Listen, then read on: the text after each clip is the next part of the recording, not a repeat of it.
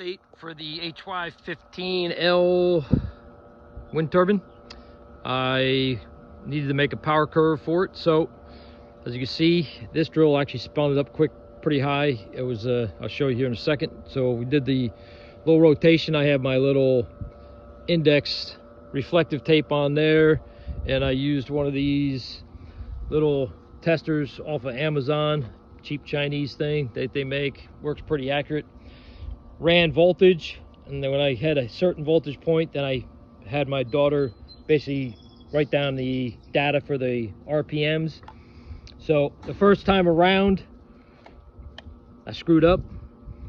I actually put, and I read the instructions a while back about the RPM thing, I had put 2 pieces on there, which doubles it, and I forgot that part. So my first run was, these RPMs are actually supposed to be half of these. This is supposed to be like 85 at 22 volts.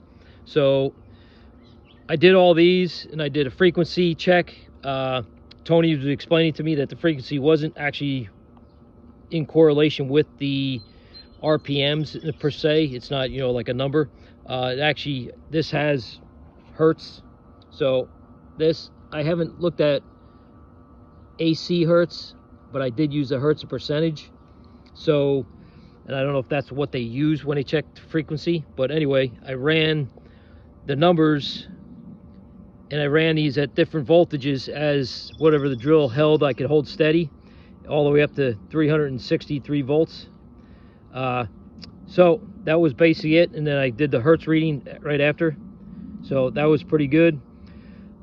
These are really close. I couldn't, when I had shut the voltage off on this and put it to hertz, I had to go by the RPM and try to match the RPM within like a you know, 1 or 2 knots of it, the RPMs of it. So those are the RPM readings.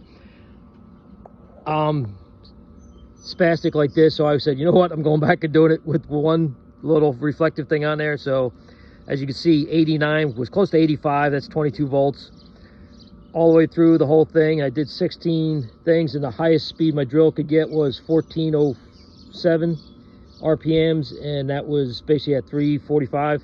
The battery was running a little bit low. It probably, I think its drill's rated for 2000 RPM, but could only get 14 something out of it this time. But that was good enough. That's 345 volts AC, wild AC. So all this is all volts AC. So my main objective is, if the rotor's spinning 203, I'll turn my inverter on at 50 volts.